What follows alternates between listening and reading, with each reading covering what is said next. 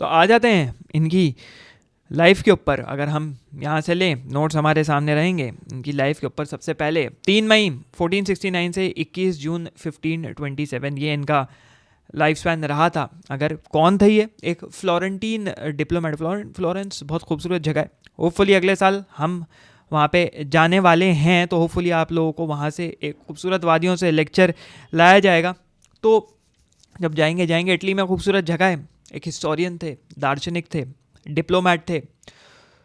राजाओं को, political leaders को टिप्पणी देना, और ये जो पूरा इटालियन रोनासॉ पीरियड जो आया था उसमें ये बंदा महारत ले चुका था। सब लोग दूर दूर से आते थे कि भाई हमें बताओ, आपका ज्ञान दो, हम कैसे अपनी सत्ता चलाएं, हम कैसे अपनी सिटीजन्स को कंट्रोल करें। तो इनसे लोग बहुत ज़्यादा इन्फ्लुएंस थे। Father of modern political philosophy और पॉलिटिकल साइंस इन्हें कहा जाता है। बहुत कुछ दिया।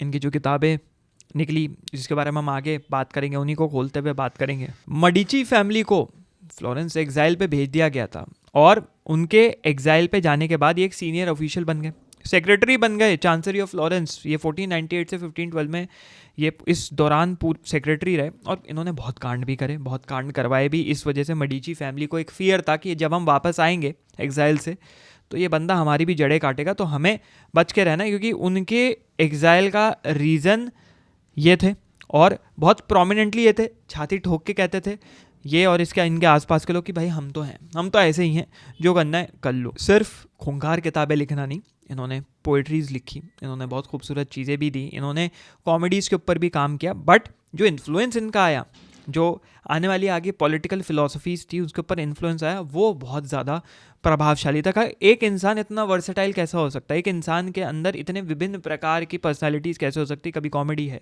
कभी रोमांस आ रहा है, कभी एकदम ईविल है, कभी लगता है कि बहुत जस्टिस वाली बातें कर रहा है, लेकिन घूम फिर के ये थी कि एक ईविल फिलोसफर का दर्जा दिया गया। The prince and discourses on Livy, ये इनका फेमस काम था। और इस काम में जो कि डार्क था, जो कि बहुत ज़्यादा कठोर था, जो कि बहुत ज़्यादा ईविल था, बट ये रियलिटी दिखा रहा था पॉलिटिकल स्फेयर की। ये रियलिटी दिखाता था पॉलिटिक्स की। पॉलिटिक्स असल में ऐसा होता है। This is the most realistic depiction of political power. बदमाशी दिखाई, टिरेनी क्या होता है, धोखेबाजी क्या होती है, डेमोगॉर्गन्स कौन होते हैं, जो देशद्रोही टाइप लोग होते हैं, जो धोखा देते हैं। और लियो स्ट्रॉस जैसे अमेरिकन पॉलिटिकल फिलोसफर्स ने इनको कहा टीचर ऑफ ईविल। अगर कोई इंसान है जो लीडरशिप अच्छी समझा रहा है, गवर्नेंस अच्छी समझा रहे, लेकिन इनका तरीका बहुत ही ज़्यादा गलत है। लीवी ने इन्फ्लुएंस और छाप बहुत सॉलिड छोड़ी।